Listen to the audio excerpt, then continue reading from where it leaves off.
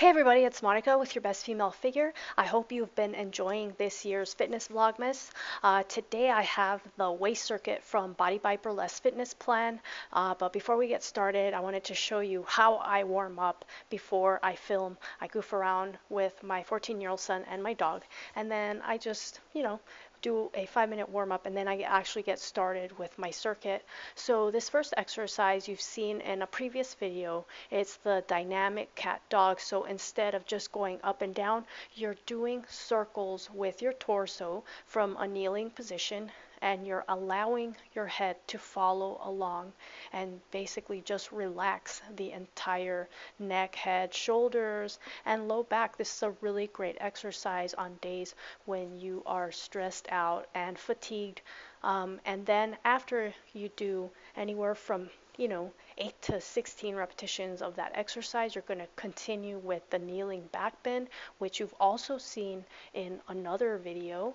And this is really great for stretching the entire front of the body as well as the upper back and the hip flexors. These are all exercises that are really important for cinching the waist and having a smaller waist permanently.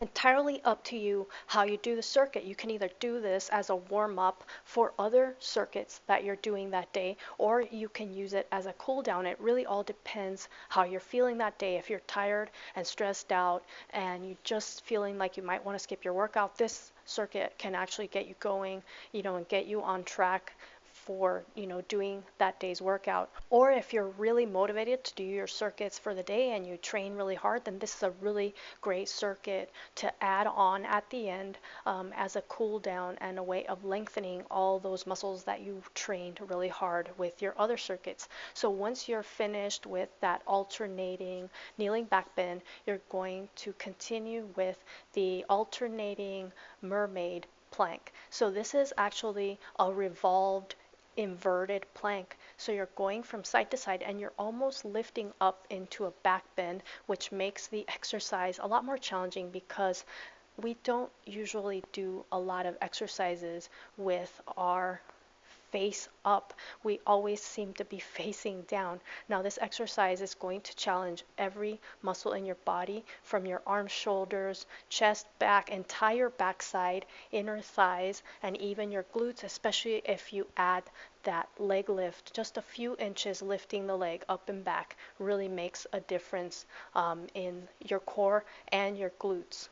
If you find that you really struggle with balance with this exercise, you can always just place that top foot behind you for support, just like you would with a modified side plank. Now, once you're finished with this exercise, you're going to continue with the Pilates inspired can-can kicks. You can do this exercise from the elbows.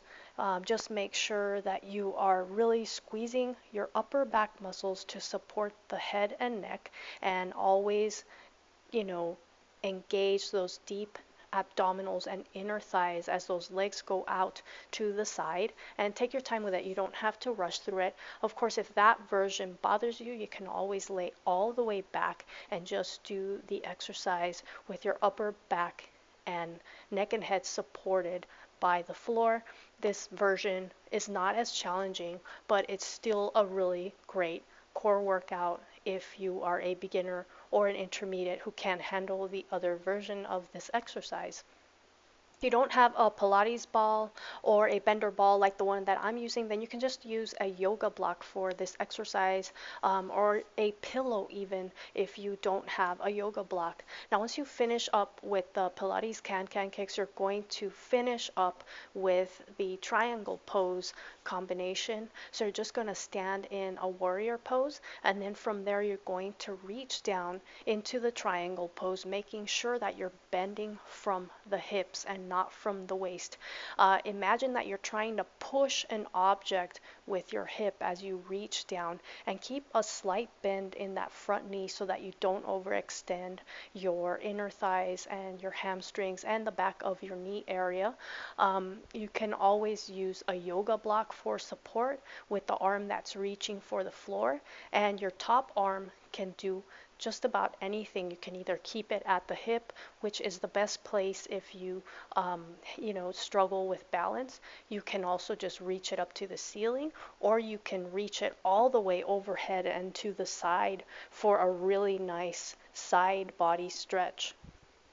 Now, another way that you can reach the floor easily without struggling is to bend the knee a little bit as you're reaching your hand down. And once your fingertips get down to the floor, you can actually straighten that front leg a little bit more and get that nice stretch. But again, remember that you are pushing out with the hip first. You're bending from the hip. Even if you're bending that front knee, you still have to bend from the hip to reach down. So don't forget that part of it. And finally, at the end of your workout, if you still have energy and feel like moving around, you can add in some sexy dancing, either with just, your body weight or with a chair. And you can just do anything that you feel like doing, as long as those movement patterns kind of match what you were doing during your circuit, so that you don't get injured. This is a really fun way to cool down and burn some extra calories. Anyways, I hope you've enjoyed this video and that it has been helpful. I'll be back in a few days with more exercises and circuits to help you get your best female figure. Thank you so much for watching.